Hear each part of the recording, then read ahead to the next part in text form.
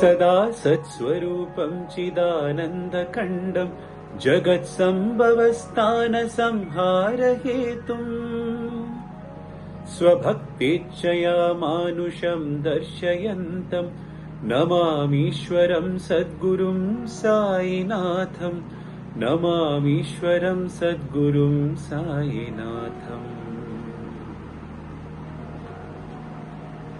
ഓം ശ്രീ സായിറാം. ഭഗവാന്റെ പാതാരവിന്ദത്തിൽ സാഷ്ടാംഗ പ്രണാമം. ഭഗവാന്റെ മഹിമയെക്കുറിച്ച് പല യോഗിവര്യന്മാരും ഋഷിവര്യന്മാരും അവതാര പുരുഷന്മാരും പറഞ്ഞിട്ടുണ്ട് എന്നുള്ള വിഷയങ്ങൾ നമ്മൾ മനസ്സിലാക്കിയിട്ടുണ്ട്. അതിനെക്കുറിച്ചൊക്കെ നമ്മൾ കേട്ടിട്ടുണ്ട്. പല മഹത്തായ പുരാണ ഗ്രന്ഥങ്ങളിലും ഭഗവാന്റെ ഗ്ലോറിയെക്കുറിച്ച്, ഗ്ലോറി ഓഫ് സായിയെക്കുറിച്ച് വിവരിച്ചിട്ടുണ്ട് എന്നുള്ള കാര്യം നമ്മൾ വായിച്ചിട്ടുണ്ട്. ഇതുപോലെ തന്നെ ഒരു ഗ്രന്ഥത്തിൽ, ശുഗനാടി എന്നുള്ള ഗ്രന്ഥത്തിൽ ഭഗവാനെ കുറിച്ച് പറഞ്ഞിട്ടുണ്ട് എന്നുള്ള കാര്യം മനസ്സിലാക്കിക്കൊണ്ട് ഭഗവാന്റെ കോളേജിൽ പഠിച്ചൊരു വിദ്യാർത്ഥി ആ ഗ്രന്ഥം പഠിക്കുകയുണ്ടായി. അദ്ദേഹം ഷെയർ ചെയ്തൊരു അനുഭവം, പകർത്തുന്നൊരു അനുഭവം ഇവിടെ ഷെയർ ചെയ്യാണ്. അപ്പൊ അദ്ദേഹം ഗ്രന്ഥമൊക്കെ വായിച്ചിട്ട് അതില് അദ്ദേഹം മനസ്സിലാക്കിയതാണ്. ആ ഗ്രന്ഥം പഠിച്ചപ്പോ ആ ഗ്രന്ഥത്തിൽ പറയുന്നുണ്ട്, ഭഗവാൻ എപ്പോഴും നിർവികൽപ്പ സമാധി അവസ്ഥയിലാണ് എന്ന് ആ ഗ്രന്ഥത്തിൽ വിവരിച്ചിട്ടുണ്ട് എന്നാണ് ഇദ്ദേഹം മനസ്സിലാക്കിയത്.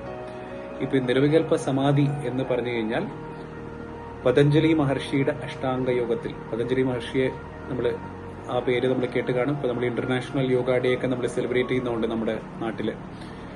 ആ പതഞ്ജലി മഹർഷിയുടെ അഷ്ട അംഗ യോഗം, 8 ലിംസ്. ആ അഷ്ട അംഗങ്ങൾ എന്ന് പറയുന്നത് യമ, നിയമ, ആസന, പ്രാണായാമ, പ്രത്യാഹാര, ധാരണ, ധ്യാന, സമാധി.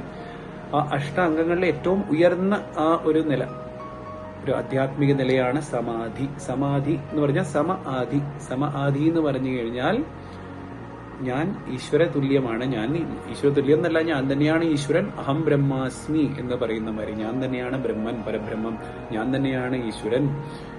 നമ്മുടെ ശബരിമലയുടെ തത്വം അസി എന്ന് പറയുന്ന മാതിരി അത് ഞാൻ തന്നെയാണ്. അത് എന്ന് പറഞ്ഞാൽ ആ പരമ്പരയിൽ ഞാൻ തന്നെയാണ് എന്നുള്ള ആ ഒരു അനുഭവം, ആ അനുഭവത്തിൽ ആ അവയർനെസ്സിൽ ജീവിക്കുക, ആ ഒരു ഉയർന്ന നിലയാണ്.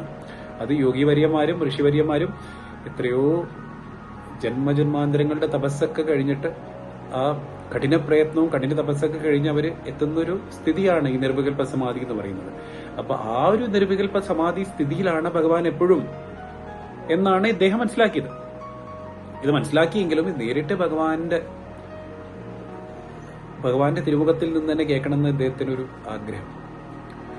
അപ്പൊ അതിന്റെ അവസരം കിട്ടിയ സമയത്ത് ഭഗവാന്റെ അടുത്ത് ഇങ്ങനെ ആ വിദ്യാർത്ഥി ചോദിക്കുകയാണ്, സ്വാമി, ഭഗവാൻ ഇങ്ങനെ പറഞ്ഞ് ഞാൻ കേട്ടിട്ടുണ്ട് സ്വാമി, ഇങ്ങനെ ഭഗവാൻ പറഞ്ഞല്ല, ഞാൻ ഈ പുസ്തകത്തിൽ വായിച്ച് ഞാനിങ്ങനെ കേട്ടു സ്വാമി,